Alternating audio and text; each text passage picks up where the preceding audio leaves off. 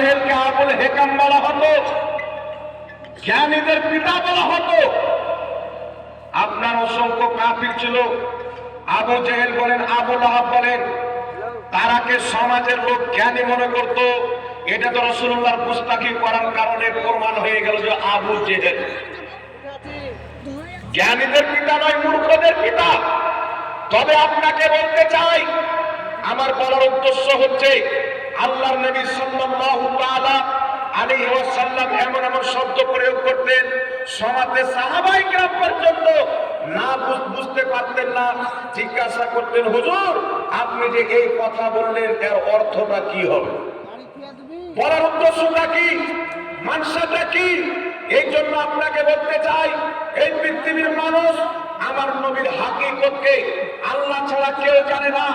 আমার নবীর শব্দ, আমার নবীর কথাবার্তা, আল্লাহর নবী যখন কথা বলতেন, নবী পাকের অনেক কথা সাহাবা পর্যন্ত বুঝতে পারতেন না, তখন নবী পাকের কাছে গিয়ে ভালোভাবে বুঝে নিতেন, বা অন্য সাহাবী যারা বুঝতেন তাদের কাছে বুঝিয়ে নিতেন। আজকে আপনাকে বলতে চাই, নবী পাকের হাদিস বলে, রাসূল পাকের হাদিস বাংলা মৌলবীর অনুবাদ করা নিয়ে কোন জাহিল ব্যক্তি বলতে চাই আমি হাদিস বুঝে গেছি। সমাজের মধ্যে দেখতে পাওয়া যায় কিছু বাংলাদেশি মৌলবীর লেখা কিতাব পড়ে, কিছু আপনার বিনা পড়ালেখা মৌলবী, কম্পিউটার চালানেওয়ালা মৌলবীর লেখা কিতাব পড়ে তারা হাদিসকে বুঝতে চায়। তারা সারা জীবন নামাজ পাঠ করেছে যেইভাবে, আজকে তাদের কিতাব পড়ে নিজের নামাজের তরিকাকে, আজ থেকে ইসলাম আসার বয়স হচ্ছে 1450 বছর, 1450 বছর থেকে যে ইসলাম চলে এসেছে আজ পর্যন্ত তুমি ইসলাম পাওনি, তোমার 14 গোষ্ঠী পায়নি, আজ তুমি নতুন ইসলাম পেয়েছো। তোমাকে বলতে চাই, আল্লাহ পাকের ইজ্জতের কসম, আমরা যেইভাবে নামাজ পড়ি, তুমি যেইভাবে পূর্বে নামাজ পড়েছো, আজকে যারা আস্তে আমিন বলতে জোরে আমিন বলছেন, আজকে যারা রাফায়দান করতেন না আজকে রাফায়দান করছেন। আপনাকে বলতে চাই, নামাজের মধ্যে আমরা রাফায়দান যে করি না, তো এটা আজকের ইসলাম নয়, এটা হচ্ছে মুহাম্মদ রাসূলুল্লাহর দেওয়া ইসলাম, আবু বকর সিদ্দিকের দেওয়া ইসলাম। এক এক করে আপনাকে হাদিস পাঠ করা আমার কাজ, দলিল দেওয়া আমার কাজ। যদি কোনো ব্যক্তি বলে যেই হাদিসকে সহি বলে গেল ওই হাদিসটা সহি নয়, আমি আলহামদুলিল্লাহ পূর্বেও চ্যালেঞ্জ করেছি, এখন পর্যন্ত যেখানে বক্তব্য দিই চ্যালেঞ্জের সাথে বক্তব্য দিই। কালকে নদিয়ার মাটিতে ছিলাম, স্টেজে বক্তব্য দিচ্ছিলাম, সামনে লামাযহাবী মৌলবী দাঁড়িয়ে প্রশ্ন করছিল। আমি বললাম, তোমার কি প্রশ্ন? যদি তোমাদের কওরির হিম্মত থাকে সামনে নিয়ে এসো। আমরা হানাফি মাযহাব মাননেওয়ালা, এই জন্য হানাফি মাযহাব মানি। নবী পাকের কথা 5 সাহাবা পর্যন্ত বুঝতে পারতেন না, তো আজকে সাধারণ লোক কিভাবে বুঝতে পারে? আজকে দুটো হাদিস নিয়ে বলছে আমি নবীর হাদিস পেয়ে গেছি। আরে তোমাকে আমি সহি হাদিস দিব না, তুমি আমল করতে পারবে না, তোমার 14 গোষ্ঠী আমল করতে পারবে। বুখারী শরীফ থেকে হাদিস দেখিয়ে দিল, যেই ব্যক্তি সূরা ফাতিহা পড়লো না তার নামাজ হলো না। নবী পাক রাফায়দান করতেন, তো হাদিস আছে তাই ওইটার উপর আমল করতে যদি হয়, আমি তোমাকে সহি হাদিস দিব। মহিলাদের খাতনা করা হাদিসের মধ্যে লেখা আছে, মহিলাদের খাতনা করা হাদিসে লেখা আছে সহি হাদিস। তোমার হাতে সহি হাদিস দিব, আর চলঙ্গীর বিমল দাসের বেটাকেও দিব, তার স্ত্রী আর তার মায়ের খাতনাটা কবে করবো বলে। সহি হাদিস আপনাকে দিব, কুরবানির মাংস 3 দিনের বেশি রাখা যাবে না। সহি হাদিস আপনাকে দিব, সাহাবায়ে কেরাম পর্যন্ত পূর্বে শরাব পান করেছেন, পূর্বে যাই ছিল হারামের হুরমতের আয়াত অবতীর্ণ হয়নি। সহি হাদিস আপনাকে দিব, এমন এমন অসংখ্য সহি হাদিস, যে হাদিসের প্রতি না আপনি আমল করতে পারবেন না, আপনার 14 গোষ্ঠী কেউ আমল করতে পারবে না। পারবে? মহিলাদের খাতনা কেউ দিতে পারবে? তো নাম তো তুমি আহলে হাদিস রেখেছো ভাই, তো আপনি নামটা যখন আহলে হাদিস রেখেছেন, তো আপনাকে তো সহি হাদিস আমি দেব, আমি দেব সহি হাদিস। মহিলাদেরও খাতনা করতে হবে, তাহলে কোন আহলে হাদিস ভাই বলেন তো যে খাতনা করতে হবে? দেন খাতনা পারবেন? আপনাদের পরে দিয়ে বাংলাদেশের মৌলবীটির স্ত্রীদের আগে খাতনা করতে হবে। এই জন্য আপনাকে বলতে চাই, বাবা খালি হাদিস হয়ে গেলে হবে না। কোন হাদিসের উপর আমল করা যাবে, কোন হাদিসের উপর আমল করা যাবে না, কোন হাদিস মানসুখ হয়ে গেছে? এখন প্রশ্ন করতে চাই, সহি হাদিস সহি হলো, কেন আমল করা যাবে না? তোমাকে সহি হাদিস দিব মহিলাদের খাতনা করা বৈধ, তাহলে তুমি খাতনা কেন করবে না? সহি হাদিস দেব 3 দিনের বেশি মাংস রাখা যাবে না কুরবানির, তাহলে তুমি কেন আমল করবে না? তাহলে এখান থেকে প্রমাণ হলো হাদিস থাকলে তার উপরে আমল করা যায় যাবে। হাদিস থাকলে যে আমল করে দেবো তাই নয়। আপনাকে বলার উদ্দেশ্য হচ্ছে, বাবা বুখারীতে হাদিস আছে, বুখারীর মধ্যে হাদিস আছে, হাদিসের তো কোনো ব্যাখ্যা আছে। আজকে বিমল দাসের বেটা ব্যাখ্যা করলে আপনি ওটা নিয়ে নিলেন, আপনি মাযহাবে বিমলই মানলেন তো পাক্কা মুসলমান। আর আমরা বিশ্ববিখ্যাত তাবেঈ ইমামে আযম আবু হানিফা, যিনি নবী মুস্তাফা প্রত্যেকটা হাদিসের উপরে যিনার নজর ছিল, আর 5 লক্ষ হাদিস কমবেশ তিনার ব্রেনে মুখস্থ ছিল। জোরে বল সুবহানাল্লাহ। উনার যদি আমরা মাযহাব মানি, তাহলে আমরা কি হয়ে গেলাম? মাযহাব মানা নাজায়েজ, মাযহাব মানা হারাম হয়ে গেল। আর আপনি মাযহাবে বিমলই মানলেন, বিমল দাসের বেটার মাযহাব তো আপনার জন্য জায়েজ হয়ে গেল। এটা কোন ধরনের কথা? মাযহাব আপনিও মানেন, মাযহাব আমিও মানি, আপনার আমার মানার মধ্যে তফাৎ হচ্ছে। আমরা তাদের মাযহাব মানি যাদের জামানাকে আল্লাহর নবী খায়রুল কুরুন বলেছে, যাদেরকে আল্লাহর নবী সুসংবাদ দিয়েছে। আর আপনি তাদের মাযহাব মানেন যাদের ব্যাপারে আল্লাহর নবী বলেছেন কিয়ামতের পূর্বে কিছু দাজ্জাল বের হবে, কিছু কাযযাব বের হবে, এমন এমন ফতোয়া দিবে, না তোমরা শুনেছো না তোমাদের বাপ দাদা শুনেছে। আপনি তো তাদের মাযহাব মানছেন যাদের পরিচয় আল্লাহর নবী 1450 বছর পূর্বে করেছিলেন। আমি আপনাকে বলতে চাই আর আপনাকে চ্যালেঞ্জ করতে চাই, যারা মনে করে যে নামাজের মধ্যে ইমামের পিছনে সূরা ফাতিহা না পড়লে নামাজ হবে না, এই বিষয়ে কিতাব লেখা হয়েছে। হানাফিরা ইমামের পিছনে সূরা ফাতিহা পড়ে না, তাদের নামাজ হয় না। অসংখ্য কিতাব লিখে মার্কেটে দেওয়া হয়েছে, বাবা কিতাব আমাদেরও লেখা হয়েছে। তো আমাদের তো আমেরিকা ইসরায়েলের ফান্ডিং নাই যে ছাপিয়ে সবকে ফ্রিতে দিয়ে দেবো। আস্তে আস্তে কষ্ট করে ছাপাচ্ছি, মানুষ পর্যন্ত পৌঁছানোর চেষ্টা করছি। এখন আপনাকে বলতে চাই, বুখারী শরীফের মধ্যে হাদিস, কয়েকটা মাসলা শুনেলেন, এদিকে ঢুকে গেলাম তো মাসলা শুনেলেন। বুখারী শরীফের মধ্যে হাদিস, আল্লাহর নবী সাল্লাল্লাহু আলাইহি ওয়াসাল্লাম বলেন, যেই ব্যক্তি সূরা ফাতিহা পড়ল না তার নামাজ হলো না। যেই ব্যক্তি সূরা ফাতিহা পড়ল না তার নামাজ হলো না। এখন প্রশ্ন হলো, এই যে হাদিস যে সূরা ফাতিহা পড়ল না তার নামাজ হলো না, এই হাদিসের অর্থ আমার নবী নিজে বেশি বুঝতে, আজকের মৌলবি বেশি বুঝে? নবী পাকের হাদিস তো নবী বেশি বুঝবেন। নবীর পরে যদি কেউ হাদিস বুঝে তো নবী পাকের সাহাবা বুঝবেন, নাকি বলেন? তো আমি আপনাকে নবী কি বুঝেছেন ওটা বলছি, সাহাবা কি বুঝেছেন ওটাও বলবো, আর সালাফগণ কি বুঝেছেন ওটাও আপনাকে বলবো। আল্লাহর নবী সাল্লাল্লাহু আলাইহি সাল্লাম বললেন, যেই ব্যক্তি সূরা ফাতিহা পড়ল না তার নামাজ হলো না। আর একটি কিতাব খুলেন, কিতাবটির নাম হচ্ছে সুনান ইবনে মাজাহ। আর একটি কিতাব খুলেন, কিতাবটির নাম হচ্ছে আবু দাউদ শরীফ। কয়েকটি কিতাবের মধ্যে হাদিসটি লিপিবদ্ধ, হাদিসের সনদ হচ্ছে সহিহ। নাসিরউদ্দিন আলবানী বলছেন হাদিসটির সনদ হচ্ছে হাসান। একাধিক ইমাম হাদিসটিকে সহিহ বলেছেন। হাদিসটি কি? আল্লাহর নবী সাল্লাল্লাহু আলাইহি সাল্লাম বলেন, ইন্নামা জুইলাল ইমামু লিউতাম্মা বিহি ফাইদা কাব্বারা ফাকাব্বিরু ফাইদা কারাআ ফানসিতু। আল্লাহর নবী বলেন, ইমাম এই জন্য নিযুক্ত করা হয় যে ইমামের অনুসরণ করতে হবে। ফাইদা কাব্বারা, ইমাম যখন তাকবীর বলবে, ফাকাব্বিরু, তোমরাও তাকবীর বলো। ফাইদা কারাআ, ইমাম যখন কিরাত পাঠ করতে আরম্ভ করবে, ফাতিহা আরম্ভ করবে, রাসূল পাক বলছেন ফানসিতু, তখন তোমরা চুপচাপ হয়ে যাও।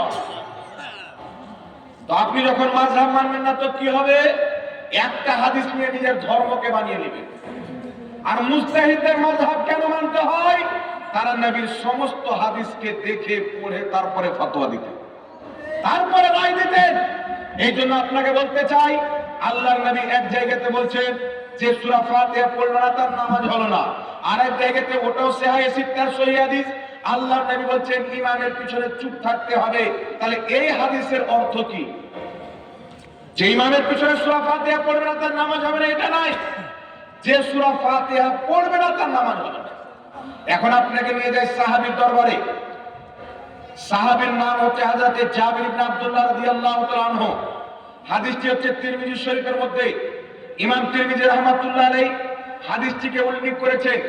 উল্লেখ করার পরে বলছেন হাদা হাদিসুন হাসানুন সহিহুন, এই হাদিস হচ্ছে হাসান সহিহ। জোরে বলুন সুবহানাল্লাহ।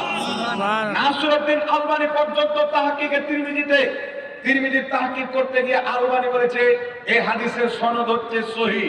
হাদিসটি কি? হযরত জাবির ইবনে আব্দুল্লাহ রাদিয়াল্লাহু তাআলা আনহু বলছেন যেই ব্যক্তি সূরা ফাতিহা পড়ল না তার নামাজ হলো না, ইল্লা আইয়াকুনা ওয়ারাআল ইমাম, কিন্তু ইমামের পিছনে পড়তে হবে না। আর জোরে হবে না সুবহানাল্লাহ। যে সূরা ফাতিহা পড়ল না তার নামাজ হবে না, কিন্তু ইমামের পিছনে পড়তে হবে না। এখন প্রশ্ন হলো নামাজের মধ্যে কেরাত ফরজ, তো ইমাম কেরাত করলে কি আমাদের কেরাত হবে? আমাদের করতে হবে। আরেকটি কিতাবটির নাম হচ্ছে মুসনাদে আহমদ। ইমাম আহমদ রাহমাতুল্লাহ আলাইহি যিনি কমবেশ 10 লক্ষ হাদিসের হাফিজ ছিলেন, তিনি নিজের মুসনাদের মধ্যে সহিহ সনদের হাদিস নিয়েছেন, যে হাদিসকে আলবানী পর্যন্ত সহিহ বলেছে। জাবির ইবনে আব্দুল্লাহ বলছেন আল্লাহর নবী বলেছেন ইমামের কেরাতটাই হলো মুক্তাদির কেরাত। ইমামের কেরাতই হলো মুক্তাদির কেরাত। ইমাম কেরাত করে নিলেন, মুক্তাদির কেরাত পাঠ করা হয়ে গেল। এখন আমরা কি বুঝতে পারলাম? নবী বলেছেন যে সূরা ফাতিহা পড়লো না তার নামাজ হলো না। নবী বলছেন ইমামের পিছনে পড়তে হবে না। সাহাবী বলছেন ইমামের পিছনে পড়তে হবে না। এইবার তিরমিজি শরীফ খুলেন। এই তিরমিজি শরীফের মধ্যে ইমাম তিরমিজি রাহমাতুল্লাহ আলাইহি সহিহ সনদে হাদিস নিয়েছে। আমি কোন ইমামের নাম বলছি না। যারা ইমামের পিছনে সূরা ফাতিহা পড়া ফরজ মনে করে তাদের ইমাম আলবানী হাদিসটিকে সহিহ বলেছে। হযরত ইমাম তিরমিজি নিয়েছেন যেই ব্যক্তি সূরা ফাতিহা পড়ল না তার নামাজ হলো না, রাসূলুল্লাহর হাদিস। তার নিচে ইমাম মালিকের কওল বর্ণনা করেছেন। ইমাম মালিক রাহমাতুল্লাহ আলাইহি বলছেন ইদা কানা ওয়াদা, যে সূরা ফাতিহা পড়ল না তার নামাজ হলো না, এটা হচ্ছে ওই ব্যক্তির জন্য যেই ব্যক্তি একা নামাজ পড়বে। সুবহানাল্লাহ। এটা ওই ব্যক্তির জন্য প্রযোজ্য যেই ব্যক্তি একা নামাজ পড়বে। আবু দাউদ শরীফ খুলেন। যে আবু দাউদ শরীফের মধ্যে হাদিসটি উল্লেখ করেছে, আবু দাউদের তাহকিকে আলবানী হাদিসটিকে সহিহ বলেছেন। নবী পাকের হাদিস, যেই ব্যক্তি সূরা ফাতিহা পড়ল না তার নামাজ হবে না। হযরতে ইমাম সুফিয়ান রাহমাতুল্লাহ আলাইহি বলছেন এটা হচ্ছে একাকির জন্য, ইমামের পিছনে থাকলে পড়তে হবে না। একটু জোরে হবে না সুবহানাল্লাহ। শুধু হাদিস নয়, নবী পাক নিজেই বলেছেন ইমামের পিছে পড়তে হবে না। সাহাবা বলছেন ইমামের পিছে পড়তে হবে না।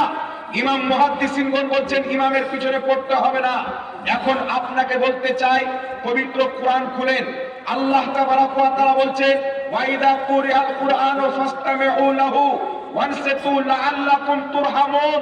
আল্লাহ পাক বলছেন যখন কোরআন পাঠ করা হবে, কিরাত পাঠ করা হবে, চুপচাপ মনোযোগ সহকারে শ্রবণ করো, যেন তোমাদের প্রতি আল্লাহ পাকের রহম করা হয়। এই আয়াতের তাফসীর জগৎ বিখ্যাত ইমাম তাবারী রাহমাতুল্লাহ আলাইহি তাফসীরে তাবারীর মধ্যে তাফসীর করছে। তাবেঈনদের কওল নিয়েছে, সাহাবাদের কওল নিয়েছে। তিনারা বলছেন এই আয়াত হচ্ছে মুসাল্লিদের জন্য, অর্থাৎ ইমাম কিরাত করবে আর মুসাল্লি চুপচাপ কান লাগিয়ে শ্রবণ করবে। আর একটু জোরে হবে না সুবহানাল্লাহ। সুবহানাল্লাহ। ইমাম ইবনে কুদামা রাহমাতুল্লাহ আলাইহি নিজের কিতাব আল মুগনির মধ্যে লিখতেছেন যে এই আয়াত নামাজের জন্য অবতীর্ণ হয়েছে, মুক্তাদিদের জন্য অবতীর্ণ হয়েছে। এই বিষয় সকলের একমত রয়েছে। নবী পাকের জামানায় কিছু সাহাবী ইমামের পিছনে কিরাত করতেন। ইমাম ইবনে কুদামা বলছেন কিছু সাহাবী রাসূল পাকের পিছনে কিরাত পাঠ করতেন। তখন আল্লাহ আয়াত নাযিল করলেন যে ইমামের পিছনে তোমরা চুপচাপ দাঁড়িয়ে থাকো, ইমাম যে কিরাতটা পাঠ করবে ওটাই শ্রবণ করো। এই জন্য বিরাদর ইসলাম আব্দুল্লাহ ইবনে মাসউদ রাদিয়াল্লাহু তাআলা আনহু ইমামের পিছে সূরা ফাতিহা পড়তেন না। যিনি মুজতাহিদ তবকার সাহাবী হযরতে জাবির ইবনে আব্দুল্লাহ রাদিয়াল্লাহু তাআলা আনহু, তিনি ইমামের পিছনে চুপচাপ থাকতেন, যিনি মুজতাহিদ তবকার সাহাবী। আর আম সাহাবীর চাইতে যে সাহাবী মুজতাহিদ, তার ইলম এবং তার ইলমের গভীরতার দরজা মর্যাদা হচ্ছে বেশি। আপনাকে বলতে চাই, সাহাবায়ে কেরাম রাসূলুল্লাহর পিছনে সূরা ফাতিহা পড়েননি। এখন একটা হাদিস পেশ করা হয় যে হযরত আবু হুরায়রা রাদিয়াল্লাহু তাআলা আনহুকে জিজ্ঞাসা করা হলো, আমরা ইমামের পিছনে কি করব? তো তিনি বললেন, ইমামের পিছনে মনে মনে সূরা ফাতিহা পড়ে দেন। আমি যে হাদিস ইবনে মাজাহ থেকে পড়লাম, হযরত আবু হুরায়রা থেকে বর্ণিত। হযরত আবু হুরায়রা নিজেই বলছেন যে রাসূল পাক বলেছেন, ফাইদা কারাআ ফানসিতু, ইমাম যখন কিরাত পাঠ করবে তখন তোমরা চুপ থাকো। তো এই যে কোন ইমামের পিছনে মনে মনে পড়ো, তো ইমামের কদমা ক্লিয়ার করে দিয়েছেন। পূর্বে কিছু সাহাবা পড়েছেন, তবে আল্লাহ পাক আয়াত নাযিল করে দিয়েছেন, তখন ইমামের পিছনে তারাও চুপচাপ থেকেছে। নবী পাক আদেশ দিয়েছেন সবাই চুপ। এই জন্য ইমামের পিছনে সূরা ফাতিহা পাঠ করার পক্ষে বাংলাদেশের কিছু মৌলবি বই লিখেছে, সেই বইয়ের মধ্যে হাদিস উল্লেখ করে এমন জালিয়াতি করেছে যে জালিয়াতির উত্তর সাধারণ লোক না বুঝতে পেরে তাদের কিতাব পড়ে নিল আর কেরাত করতে হবে। এই জন্য বাবা, ইমাম সাহেবের পিছনে সূরা ফাতিহা পাঠ করা হচ্ছে মাকরুহে তাহরিমিন নাজায়েজ। ক্লিয়ার ভাবে নাজায়েজ পাঠ করা যাবে না। নবী মুস্তাফার ফরমান, আল্লাহর কোরআনের ফরমান, সাহাবীদের ফরমান, মুহাদ্দিসদের ফরমান, ইমামের পিছনে চুপচাপ থাকবে। একটু জোরে বলতে হবে সুবহানাল্লাহ। চাহে জিহরি নামাজ হোক বা সিররি নামাজ হোক, দুই নামাজে ইমামের পিছনে চুপ থাকবে, না সূরা ফাতিহা পাঠ করবেন না অন্য কোন সূরা পাঠ। আর একটা হাদিস আপনাকে শুনিয়ে দিই, যারা বুখারী শরীফের হাদিস নিয়ে পড়তে পারে যে পড়তে হবে, দুই কদম আগে যাওয়া, আরো যে হাদিস আছে ওগুলো পড়ো। একটা হাদিসকে নিয়ে ধর্ম তৈরি করা, এটা কম ইলম, ইয়াতিমুল ইলমের পরিচয়। গরিব, যারা ইলমের দিক দিয়ে গরিব, হাদিসের দিক দিয়ে গরিব, তাদের পরিচয়। একটা হাদিস পেয়ে মাযহাব তৈরি করে নিল। ইমামে আযম আবু হানিফা, ইমাম শাফি, ইমাম মালিক, ইমাম আহমদ বিন হাম্বল, চারটি যে মাযহাব তৈরি হয়েছে, এই চারজন ইমাম একটা হাদিসকে পড়ে মাযহাব তৈরি করেননি। একটা কিতাব পড়ে নয়, একটা আপনার হাদিস পড়ে নয়, আর আপনার লাখ লাখ হাদিস পড়ে নয়, তিনারা মাযহাব তৈরি করেছেন নবী মুস্তাফার সমস্ত হাদিস নজরের সামনে রেখে। জোরে বল সুবহানাল্লাহ। সব হাদিসকে সামনে রেখে। তাই তিনারা কোরআন হাদিস যেইভাবে বুঝেছেন, ওইভাবে বুঝার নামই হচ্ছে মাযহাব মানা। কথা বুঝতে পারছেন কি বলেন? ওইভাবে বুঝার নামই হচ্ছে মাযহাব মানা। এর জন্য ইমামের পিছনে কেউ যদি ভ্রান্ত মৌলবীর বক্তব্য শুনে সূরা ফাতিহা পাঠ করে থাকেন, তওবা করবেন। আজ থেকে সূরা ফাতিহা ইমামের পিছনে পাঠ করবেন না, এটা অবৈধ এবং নাজায়েজ কাজ। এই কাজ করা যাবে? এই জন্য বলেন, এই কাজ করা যাবে না। আর একটা মাসলা আপনাদের সম্মুখে বলে দিই, বুখারী শরীফের মধ্যে হাদিস, আব্দুল্লাহ ইবনে উমর রাদিয়াল্লাহু তাআলা আনহু বর্ণনা করছেন যে আল্লাহর নবী সাল্লাল্লাহু আলাইহি সাল্লাম রুকুতে গিয়েছেন তো রাফা দান করেছেন, রুকু থেকে উঠেছেন তো রাফা দান করেছেন। আবু দাউদ শরীফের মধ্যে হাদিস আছে, আর একাধিক কিতাবের মধ্যে নবী সাজদাতে গিয়েছেন তো রাফা দান করেছেন, এই দুই সাজদার মাঝেও রাফা দান করেছেন। তাহলে নামাজে এটা হাদিসও সহিহ যে নবী সাজদার মাঝে রাফা দান করেছেন, রুকুতে যাওয়ার সময় রাফা দান করেছেন। তো লামাযহাবী যারা রাফা দান করেন তারা শুধু কিন্তু রুকুর টাইমে করে, সাজদাতে যাওয়ার টাইম বা ওঠার টাইমে করে না, বা দুই সাজদার মাঝেও করে না। তাদেরকে জিজ্ঞাসা করেন, নবী তো দুই সাজদার মাঝেও রাফা দান করেছে, তো তোমরা কেন করো না? তো তাদের উত্তর হবে, নবী পাক পরে ওটা ছেড়ে দিয়েছে। তো আমাদের উত্তর হবে, নবী পাক পরে দুটোই ছেড়ে দিয়েছে, সাজদার মিডলেটাও ছেড়ে দিয়েছিলেন আর রুকুটাও ছেড়ে দিয়েছিলেন। তো নবী যেটা ছেড়ে দিয়েছে ওটা ছেড়ে দেওয়াটাই হচ্ছে সুন্নাত। সুবহানাল্লাহ। এখন আপনাকে দলিল পেশ করছে, একটু লক্ষ্য করে শুনেন। হযরত আব্দুল্লাহ ইবনে উমর বলেন, বুখারী শরীফের হাদিস। আগে একটা কথা শুনলেন, বুখারী শরীফ হোক, তিরমিজি শরীফ হোক, নাসাই শরীফ হোক, মুসান্নাফ ইবনে আবি শাইবা হোক, মুসান্নাফ আব্দুর রাজ্জাক হোক, পৃথিবীর যেই কিতাবের হাদিস হোক, হাদিস যদি নবীর হয়, বুখারীতে থাকলে যেরকম ফজিলত, অন্য কিতাবে থাকলেও ফজিলত। কথা বুঝতে পারছেন? আমার নবীর কথার দাম ইমাম বুখারীর লেখার কারণে বেড়েছে, না আমার নবীর কথা লেখার কারণে বুখারী শরীফের নাম বেড়েছে? কথা বুঝতে পারছেন বাবা? আমার নবীর হাদিসগুলিকে ইমাম বুখারী লিখেছে, তাই আমার নবীর হাদিসের দাম বেড়েছে? না আমার নবীর হাদিস লেখার কারণে ইমাম বুখারীর দাম বেড়েছে? নবীর হাদিস লেখার কারণে বুখারীর দাম বেড়েছে। আর হাদিস বুখারী শরীফের মধ্যে আছে না আর অন্য কিতাবের মধ্যে আছে? আপনি তাজ্জুব করবেন বিরাদর ইসলাম, আজকে কিছু লোক চেহারতকে পছন্দ করে, মূর্খতাকে পছন্দ করে। বাংলাদেশে একটা মৌলবি আছে বলতে চাচ্ছে নবী পাক সাল্লাল্লাহু আলাইহি সাল্লামের মাত্র 30,000 সহিহ হাদিস। আল্লাহর নবী মাত্র 30,000 সহিহ হাদিস। এজন্য ওর নাম আমি দিয়েছি কাজ্জাব বিন ইবলিস। যে হাদিসের নামে মিথ্যা কথা বলবে ওকে কাজ্জাব বলা যাবে কি যাবে না? কাজ্জাব কাকে বলে? মিথ্যুককে বলে। বলে নবী পাকের মাত্র 30,000 হাদিস সহিহ, বাকি সব জালজয়ী। কিন্তু ইমাম বুখারী বলছেন আমি আল্লাহর নবীর 6 লক্ষ হাদিস মুখস্থ জানি, কম বেশ। কত? 6 লক্ষ হাদিস, তার মধ্যে গোটা 1 লাখই সহিহ হাদিস। ইমাম বুখারী বলছেন 1 লাখ সহিহ হাদিস, আর এই বেটা বলছে 30,000 সহিহ হাদিস।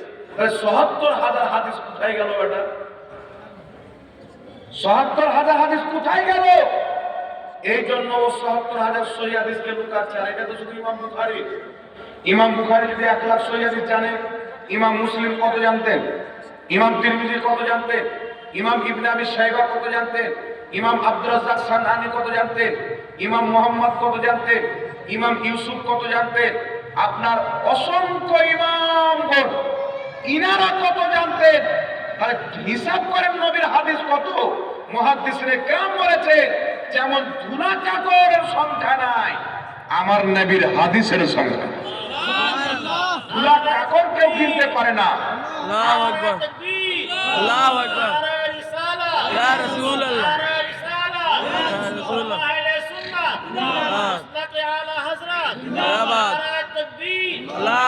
এই জন্য আপনাকে বলতে চাই বাবা, এরা এই জন্য বলছে মাত্র 30,000 হাদিস সহিহ। এই 30,000 কে নিয়ে তার বাতিল মতবাদকে প্রমাণ করবে।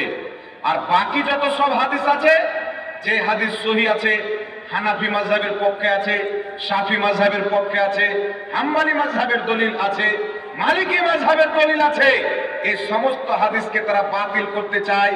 কারণ তারা দুনিয়াতে ইসলাম প্রচার করার জন্য নয়, ইসলামকে ভাঙার জন্য জন্ম নিয়েছে। আর তারা নিজে থেকে আসেনি, তাদের পুষ্পনাহি আমেরিকা করছেন। আমেরিকা তাদেরকে তৈরি করেছে। আমেরিকা ফান্ডিং সৌদি আরব পাঠায়, সৌদির ফান্ডিং ভারতে পাঠায়, বাংলাদেশে পাঠায়। তাই দেখবেন 15 দিনে মাদ্রাসা তৈরি হয়ে গেল, 1 মাসে মসজিদ তৈরি হয়ে গেল। এই জন্য আপনাকে বলতে চাই বাবা, এই ধরনের মৃত্যু থেকে বাঁচবেন যারা নবী পাকের হাদিস নিয়ে খেলওয়াড় আরম্ভ করেছে। এখন আমি যে মাসলাটা বলতেছিলাম, আল্লাহর নবীর সাহাবী হযরতে আব্দুল্লাহ ইবনে উমর বলছেন, বুখারীর হাদিস, নবী রুকুতে গেলেন রাফা দান করলেন, রুকু থেকে উঠলেন তো রাফা দান করলেন। বুখারী শরীফের মধ্যে সহিহ হাদিস, হযরতে আব্দুল্লাহ ইবনে উমর, হযরতে উমরের ছেলে আব্দুল্লাহ রুকুতে যেতেন রাফা দান করতেন, রুকু থেকে উঠতেন তো রাফা দান করতেন। তো বুখারীর হাদিস থেকে প্রমাণ হলো নবীও রাফা দান করেছেন। নবীর পাকের সাহাবী হযরতে আব্দুল্লাহ ইবনে উমর রাফা দান করেছেন। তো যখন নবীও রাফা দান করেছেন, সাহাবাও করেছেন, তো আমরা কেন করব না? বুখারীর মধ্যে হাদিস, তো হাদিস অনুযায়ী তো আমাদের রাফা দান করা উচিত, কিন্তু আমরা করি না কেন? রাফা দান মানে যে হাত উত্তোলন করে না, মানে নামাজের মিডিলে মিডিলে রুকুতে গেলে একবার ঝেড়ে দিল, সাজদাতে গেলে রুকু থেকে উঠলো তো একবার ঝেড়ে দিল। তো বুখারীতে যখন হাদিস, তো আমরা কেন রাফা দান করব না? কেন করব না একটু শুনেন। আল্লাহর নবী রাফা দান করেছেন, বুখারীতে হাদিস। আব্দুল্লাহ ইবনে উমর রাফা দান করেছেন, এটাও বুখারীতে হাদিস। কিন্তু আমি আপনাকে সহিহ হাদিস দিয়ে প্রমাণ করছি, আল্লাহর নবীও পরে রাফা দান করা ছেড়ে দিয়েছিলেন, আব্দুল্লাহ ইবনে উমরও বাদ দিয়ে দিয়েছিলেন। কিতাবটির নাম হচ্ছে সুনানুত তিরমিজি, তিরমিজি শরীফ। নাম শুনেছেন? হ্যাঁ জি, তিরমিজি শরীফ নাম শুনেছেন? জি।